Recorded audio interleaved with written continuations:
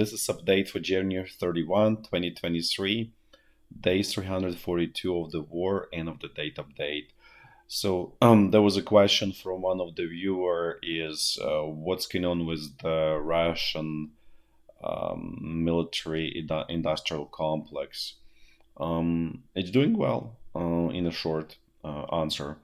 First of all, well, not fully, but overall, it's not that bad. So first, and unfortunately, I didn't prepare the map. Maybe actually next couple of videos I'll try to kind of repeat. I made videos. I think it was in May or June or early July. Actually, it was May, I believe, of the last year, overviewing the Russian tank producing capacity. So the main factor is Vagon Zavod, which is near Yekaterinburg. It's in Urals Mountains, and that's just huge tank industrial, like almost want to say like complex.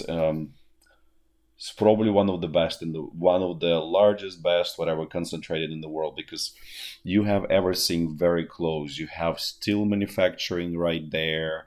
You probably have whatever other things. So basically, is everything is very compact, like close to each other, far away from, let's say, threats from Europe, from pretty much everything. Pretty well protected, and it's working 24/7, basically three shifts, 888 these days, and they producing T90. I don't have information in terms of quantity, but it's definitely not 10 units or whatever. Where there is a problem is Russian industry cannot manufacture T14, which also known as Armata, because it requires a lot of high-tech equipment, and Russia does not have that. So basically, Armata is dead on arrival, and I mean they have like I think 15 or 20 units of those, or maybe like at most 30 units, which pretty much nothing essentially. Um, but they may use that in the upcoming offensive as just kind of like to breach, to help basically.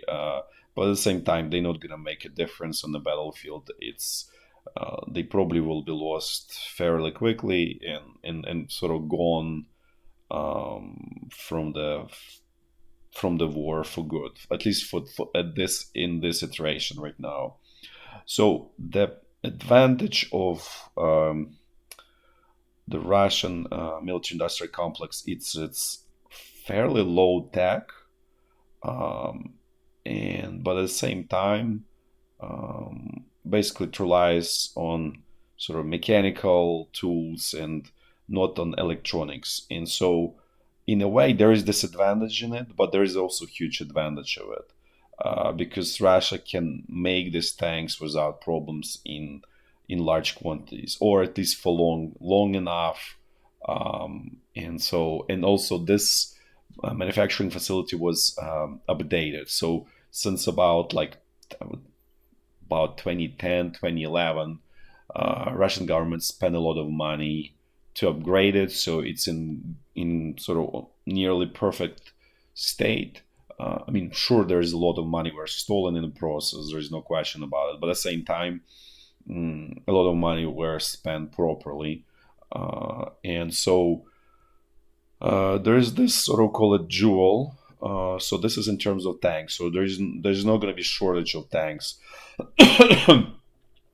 Where there is a problem or sort of bottleneck in the Russian industry right now is in shell manufacturing, specifically artillery shells, and more specifically 152 millimeters, because that's kind of like your bread and butter during the war. So it's something, it's a staple that's needed by both armies all the time. It just for artillery that's like a main sort of food. And problem with Russia is they basically they were relying on huge storage or inventory of existing shells, and they miscalculated. They never saw that this is going to be that so many shell that the war will last so long, and then they were hoping for something sort of like a blitzkrieg, right, in a way, and there was no realization. Okay,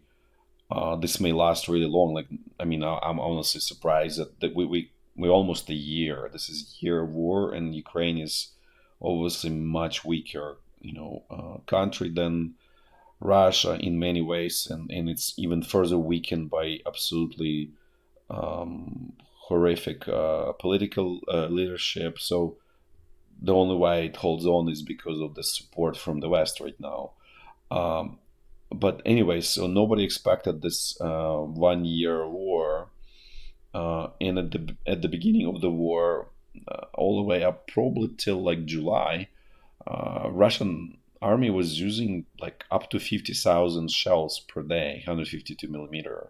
Then it keeps going down. Then in the fall, early fall, late summer, it went down to like about 20, 25,000 per day, and now it somewhere oscillates between 5 to 15,000, and it's still a lot, but there's very clear shortage developing basically, and that happens because inventory has been used up, and because there are initial miscalculations, the shell manufacturing facilities, like one of the largest one was actually destroyed, meaning like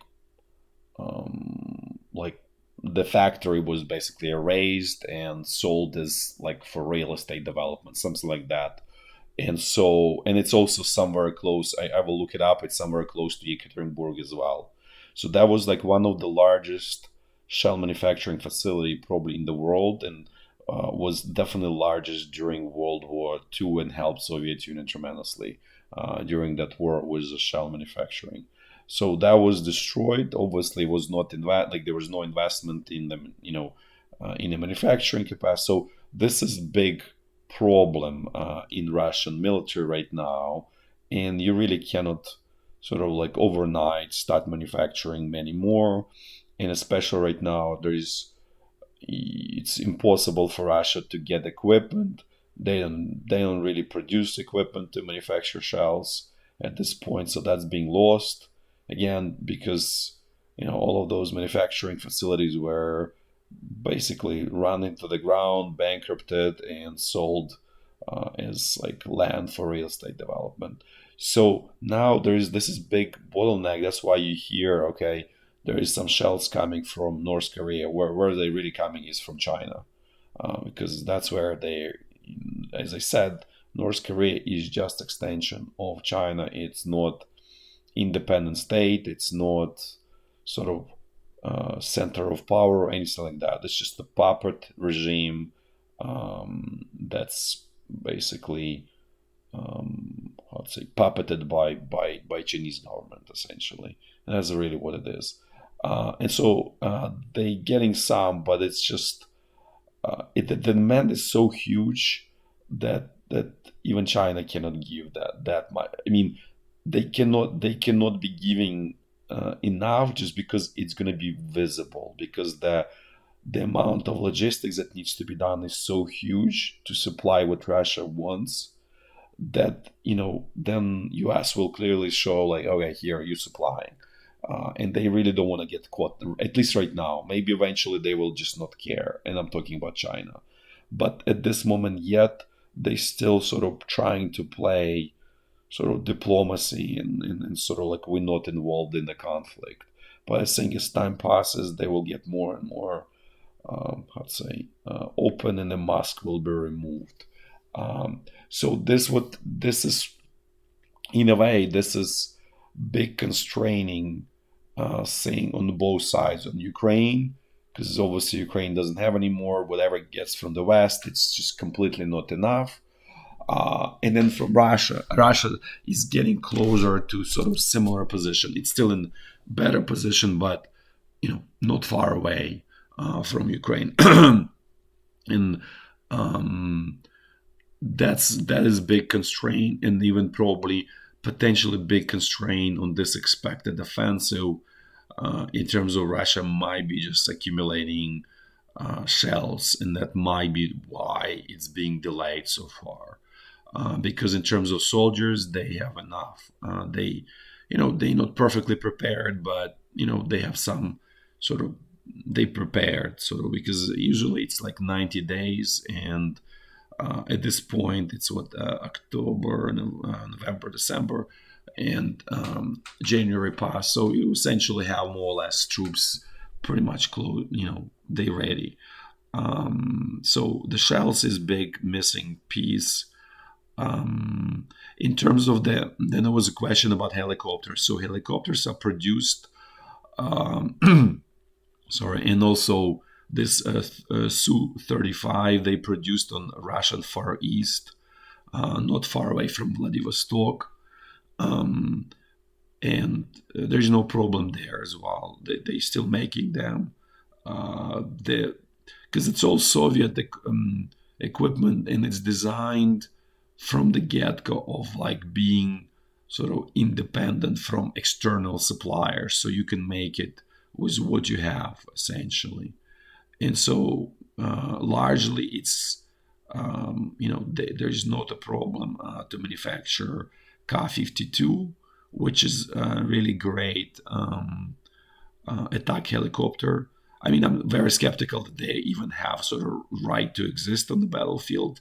But let's say if they have right to exist, then Ka-52 is a great attack helicopter. So they are producing it. They will continue producing it. There are some concerns on the Russian side that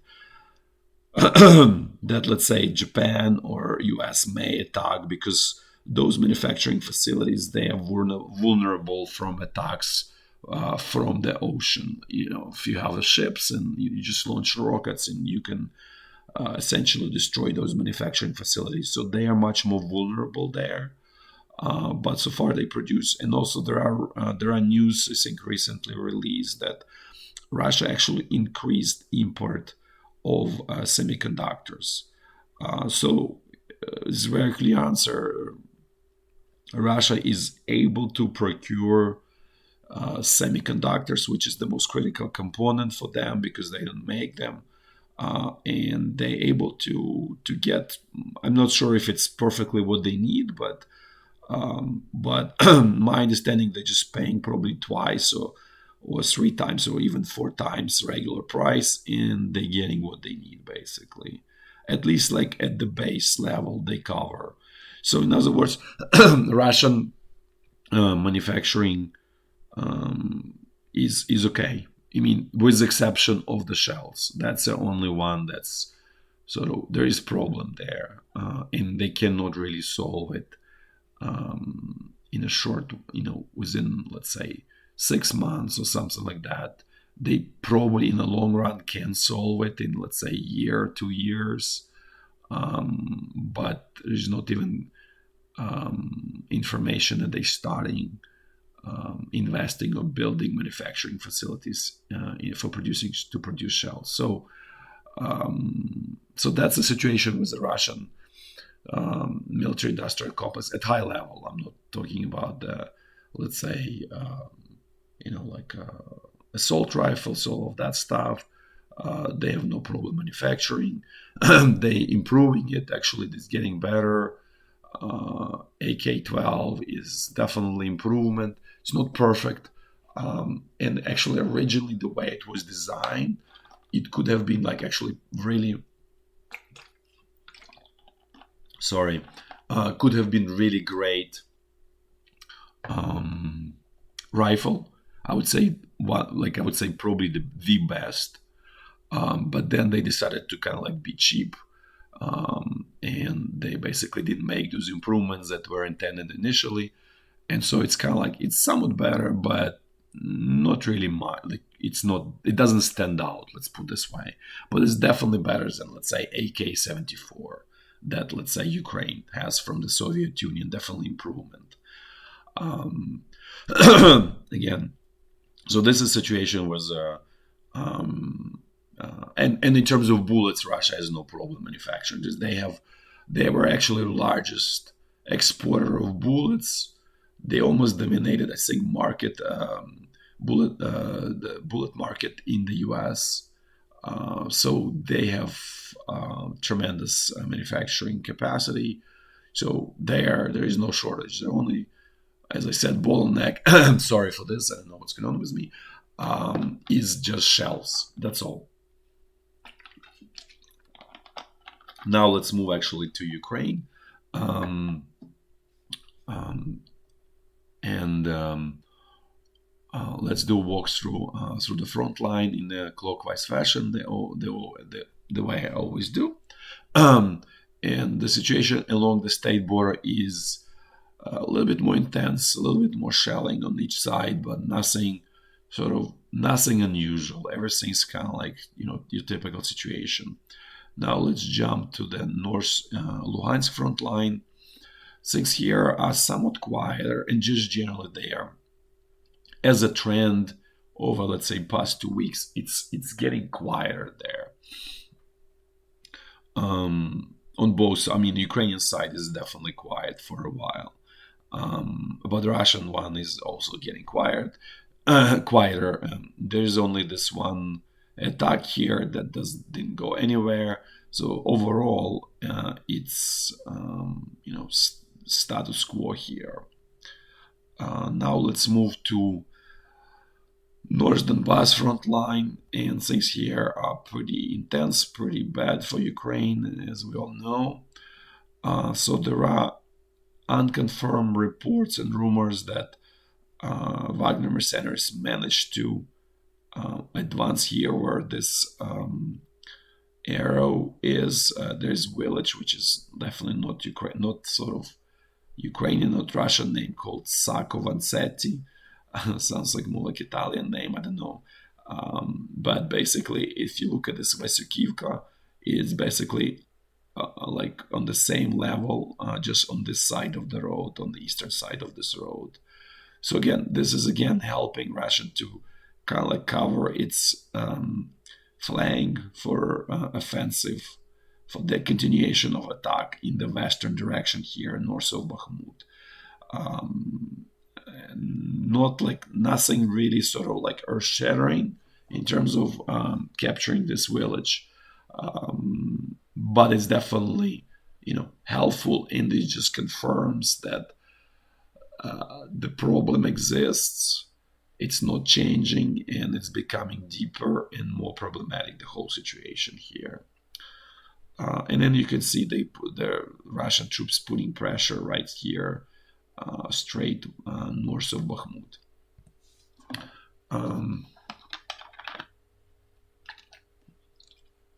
Then in terms of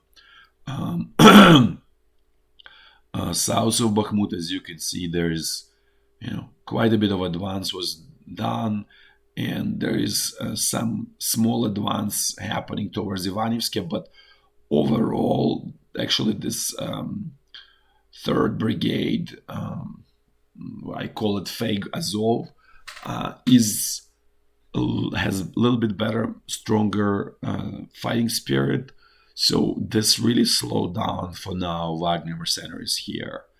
At the same time, this is just going to be like eventually they're going to be sort of how to say utilized, like chewed up basically by this Wagner mercenaries, and then it will open up the floodgates again. So, but for now they are sort of, I would say, stopped or really getting to a crawl by this third brigade. How long it will last, nobody knows. But it's holding on for now. And this is the most dangerous sort of location if you look at the whole situation. Really, advance towards Ivanivsk, and starting the fight for Ivanivsk would be will have very, very bad consequences. It's almost at that point you can say that Bakhmut is done. Like you can just say like this is the countdown before Bakhmut is going to be lost. At this point, it still can be sort of saved. At the same time, I'm very skeptical just because of the whole, if you look at this war of attrition strategic situation, and I said that Ukrainian military doesn't have strategic answer to Wagner mercenaries. So in the long run, it's probably going to be lost, but it's not going to be lost in a week or in 20 days or in a month. It might be lost in in a 3 months or 4 months. It could be right in the right way. So otherwise, let's move down south. Let's see what's going on at central Donbass front line. Since here actually surprisingly quiet. I mean, Russian side really like totally bogged down in Marinka, no success, failure in Vuhledar. Here they never even had any chance of success, so they just continuing attacks out of this Pisky salient, but it's also not going pretty much far, let's put this way. So as a whole, Russian troops stuck here at this point. We'll see if it's going to change, but overall, you can say this is a failure.